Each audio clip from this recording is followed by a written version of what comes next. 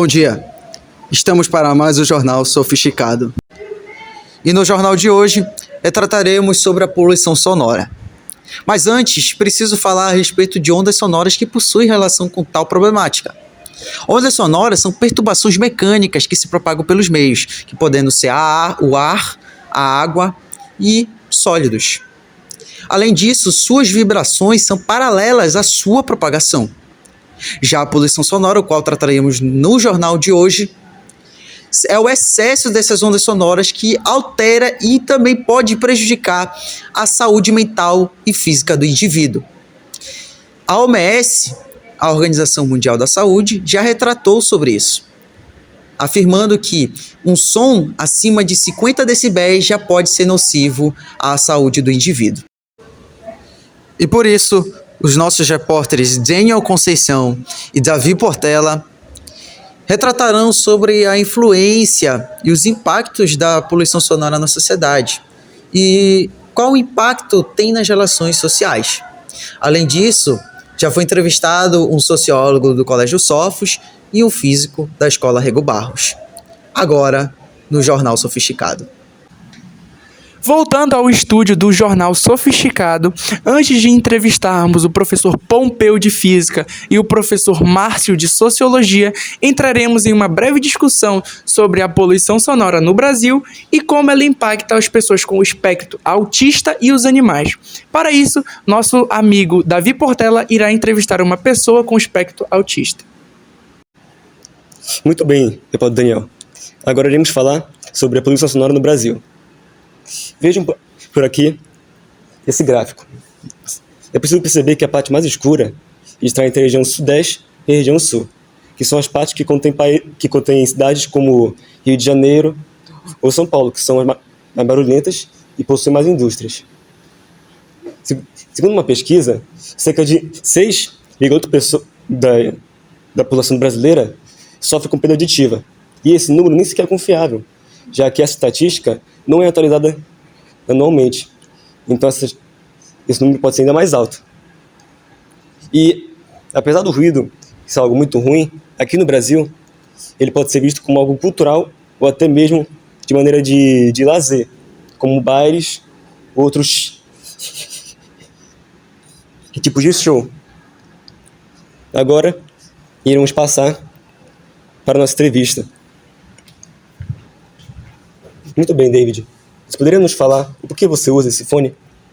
Porque eu tenho muita sensibilidade auditiva e também eu possuo muito... Como posso dizer? Eu sinto muitas dores. Eu capto mais coisas auditivas que como vocês, pessoas normais. Já autistas é complicado demais. Tem alguns que conseguem suportar, alguns que não conseguem nem tanto, alguns que nem conseguem direito e alguns que ficam com uma situação como eu. Então é meio complicado. Eu entendi, David. Você poderia me falar se você já teve alguma experiência a ver com poluição sonora que te deixou com esses problemas? Muitas vezes, sim. Quando eu tô em casa, eu não uso muito, porque é meio controlado, mas lado de fora de casa, na rua, etc., fica muito complicado, pois tem muitos barulhos. Exemplo, festas tem som alto, carnaval, muito barulho e essas coisas. E meio que eu consigo... Não consigo direito captar muito som, entende? Aí eu fico com uma situação muito ruim. Tão ruim quanto cachorros, quanto ouço fogo de artifício, por exemplo. Aí é uma situação muito complicada e muito chata e muito dolorida. Muito mesmo. Então, David, na sua opinião, você acha que a nossa sociedade se importa com isso? Você tem algum cuidado em relação aos autistas com poluição sonora? Olha, pelo meu ver, depende do ponto de vista, mas o meu, inclusive, a maioria das pessoas não vê tanta importância pois a maior parte da população não tem muito esses transtornos, autismos e sensibilidade, etc. Mas a minoria que são autistas ou que tem parente autista ou psicólogos, algum médico da área mental ou auditiva, etc., eles meio que se importam um pouco, mas se importam pelo menos, e tem meio que cuidado e tem outros, então fica meio complicado. Isso aí é meio triste demais. E é bem decepcionante, pois a gente mora em uma civilização não completamente democrática. Tipo, democrática a gente é, mas a gente não tem muita consideração muito aos outros. Tipo, poucas pessoas têm consideração a barulhos, tipo, sensibilidade auditiva como eu.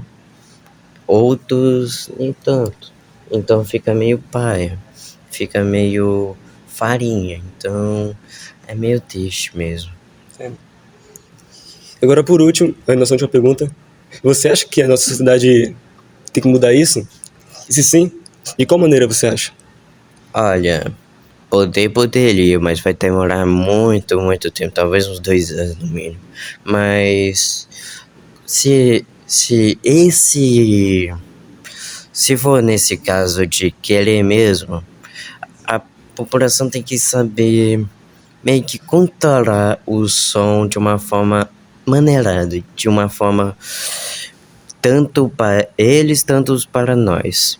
Então seria um controle mais razoável, como exemplo, colocar, em vez de carros com movido a gasolina, seria bom carros elétricos, porque não faz muito som, barulho de motor, etc. Aí seria ótimo, por exemplo. Entendo. Então, David, muito obrigado pelas suas palavras, pelo seu tempo. E vamos passar para a próxima, o estúdio. Obrigado ao nosso jornalista Davi. E agora, voltando ao estúdio do canal Sofisticado, entraremos em uma discussão com o nosso professor Márcio de Sociologia, cujo objetivo também é discutir a poluição sonora, mas principalmente retratar as sequelas na sociedade. Como, por exemplo, para aquela pessoa que é exposta à poluição sonora, como vai ser o seu comportamento, como o seu comportamento vai ser moldado, e também entraremos numa discussão de como solucioná-la, propostas de intervenção para a poluição sonora. Bom dia, estamos aqui no Jornal Sofisticado para entrevistar o nosso querido professor Márcio de Sociologia. E agora faremos algumas perguntas sobre poluição sonora e seus impactos na sociedade. Bom dia, professor Márcio. Bom dia, meu querido. Estou aqui para contribuir, com a entrevista aí de vocês, com o trabalho de vocês. E aqui eu vou tentar ser útil da melhor maneira possível. Tudo bem, professor. Podemos começar as perguntas? Com certeza. Fique à vontade. Professor, a primeira pergunta é: o que se pode entender sobre poluição sonora? Olha, poluição sonora é um conjunto de estímulos que, com certeza, vai gerar uma série de impactos negativos hoje na vida e sociedade, principalmente nas grandes cidades e na vida moderna. Professor, nas grandes cidades existem lugares onde tem maior concentração de poluição sonora? Com certeza, nas grandes metrópoles, em decorrência da intensidade da vida hoje moderna, que vai gerar uma série assim de consequências que podem impactar ou gerar consequências assim bem prejudiciais para o comportamento humano hoje. E como a poluição sonora pode alterar o comportamento da sociedade?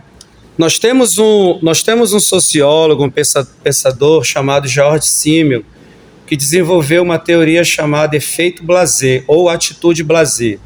O que quer dizer isso? Quer dizer que hoje nós somos muito superexpostos a determinados estímulos provocados inclusive pela poluição sonora, como barulho de carro, como barulho de buzina, barulho de celular, som alto, as pessoas falando também de uma intensidade desagradável, Então quer dizer que tudo isso gera e causa uma série de impactos na nossa maneira de ser e principalmente gera estresse e uma série de situações que fazem com que a gente não tenha mais a mesma capacidade de resolver problemas simples no dia a dia.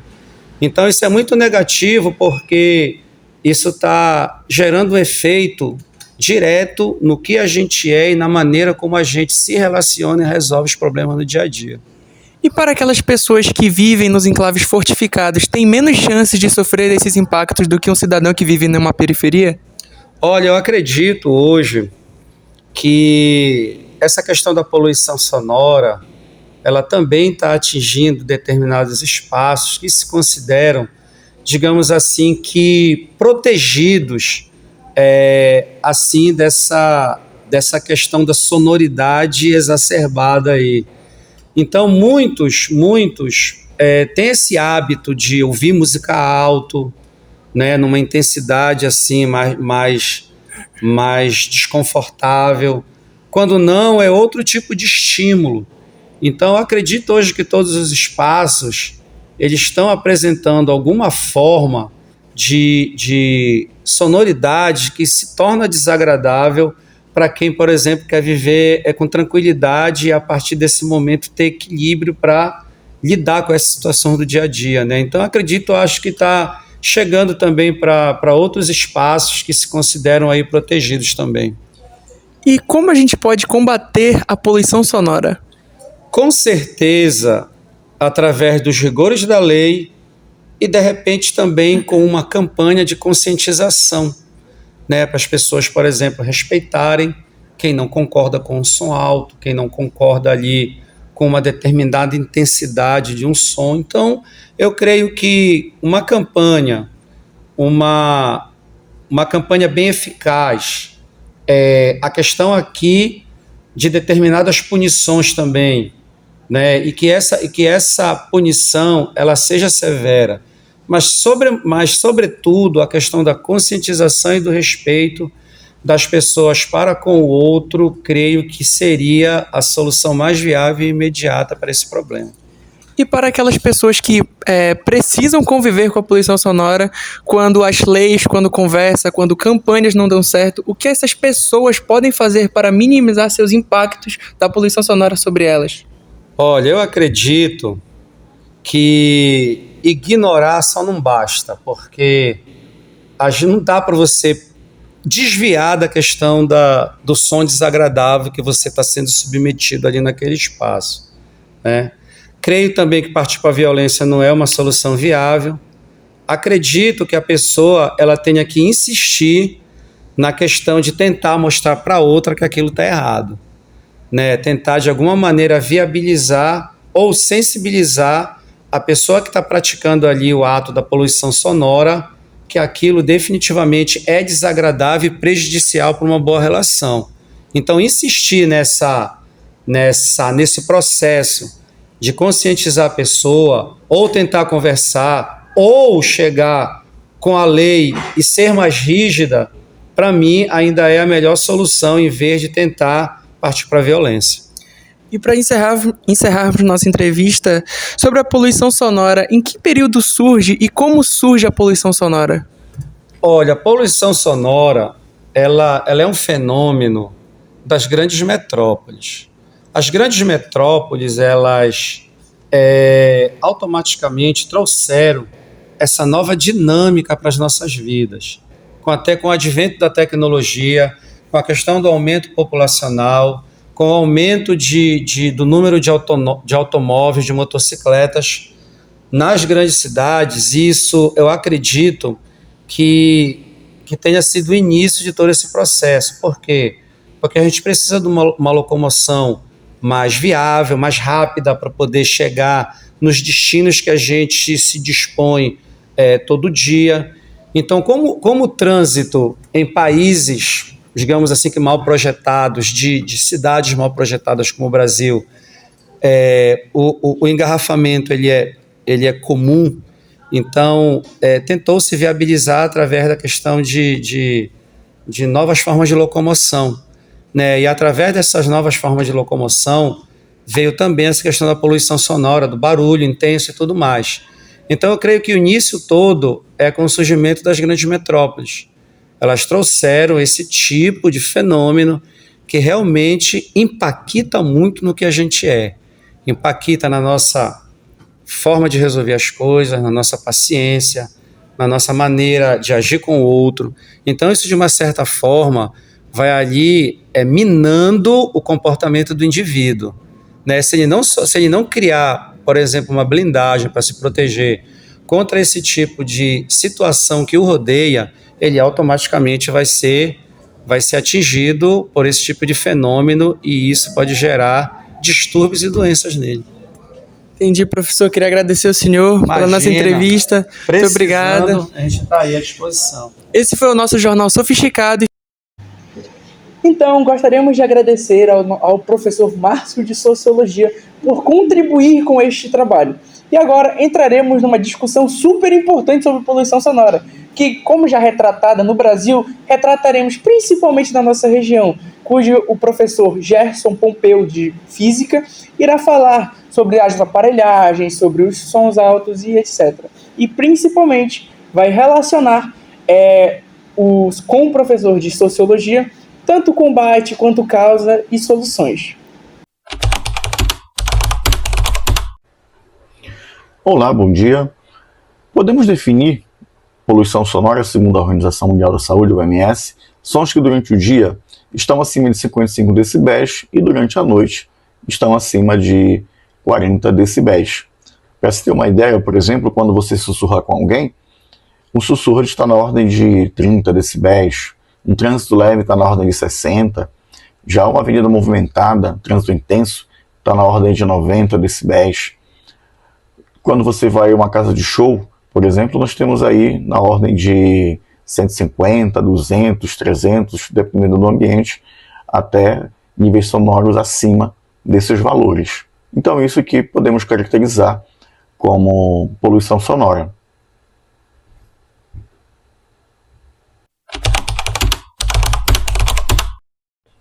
A poluição sonora na nossa região, ela é gerada principalmente pela questão do trânsito intenso, pelo pouso e decolagem de aeronave para quem mora próximo ao aeroporto.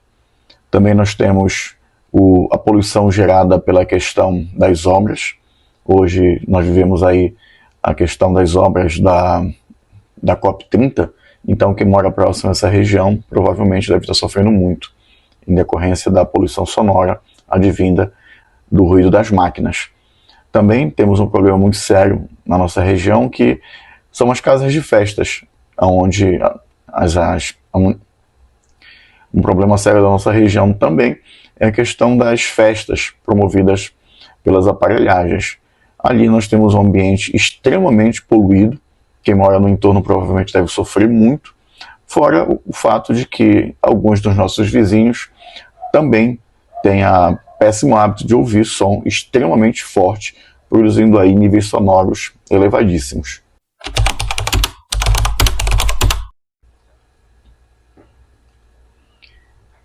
No ser humano, a questão da poluição sonora ela traz como sequelas o aumento da tensão e ansiedade, a insônia, o cansaço, dificuldade de concentração, danos aos ouvidos, pode produzir perda parcial ou total da audição, pressão arterial alterada, risco de infarto e problema no coração, sem falar na questão da redução do desempenho escolar e do cognitivo.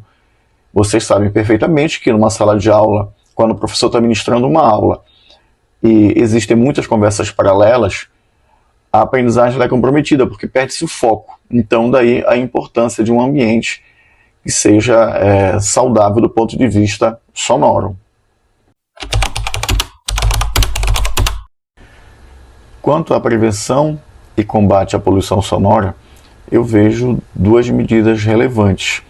A primeira e mais importante, na minha opinião, chama-se educação, já que a educação ela depende basicamente de cada um de nós. Se cada um souber o seu papel dentro do ambiente coletivo e trabalhar para que sempre possa prover um ambiente saudável, Então, essa é uma medida que já pode resolver parte dos problemas.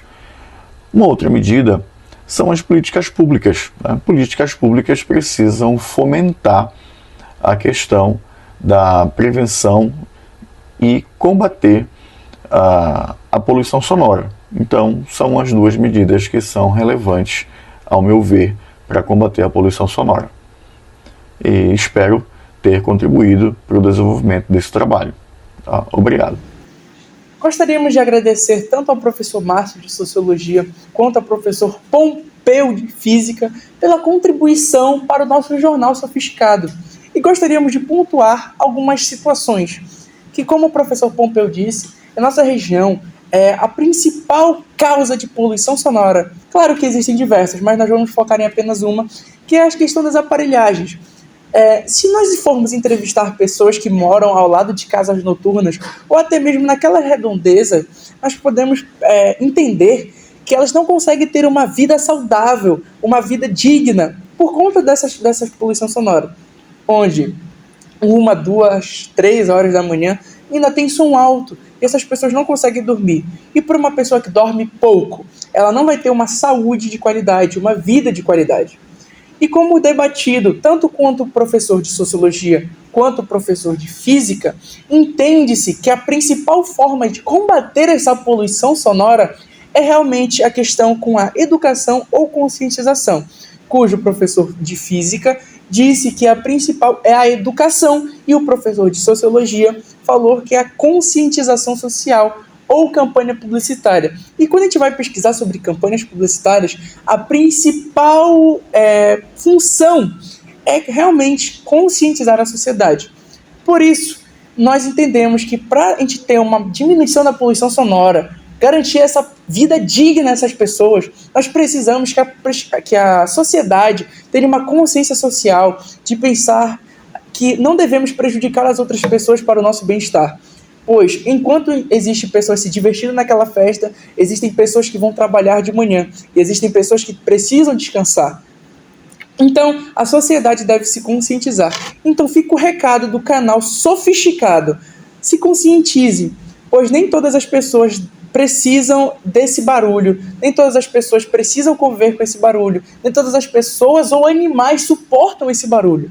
Então, você que conhece alguma pessoa que ouve som alto após a tarde da noite, frequenta essas casas noturnas, ou até mesmo tem um automóvel no qual a pessoa substituiu alguma peça para fazer mais barulho, conscientize essa pessoa, mostre para ela que isso está errado, pois a principal forma de poder combater a poluição sonora hoje é se conscientizar e educar essas pessoas. Eu volto agora para o estúdio com meu amigo João Guilherme. Quero agradecer ao meu amigo repórter Zênio Conceição e à equipe do Jornal Sofisticado e aos entrevistados por dedicarem o tempo para apresentar o nosso trabalho, que tem como objetivo apresentar a poluição sonora e de como combatê-la. Muito obrigado pela audiência e esse foi o Jornal Sofisticado.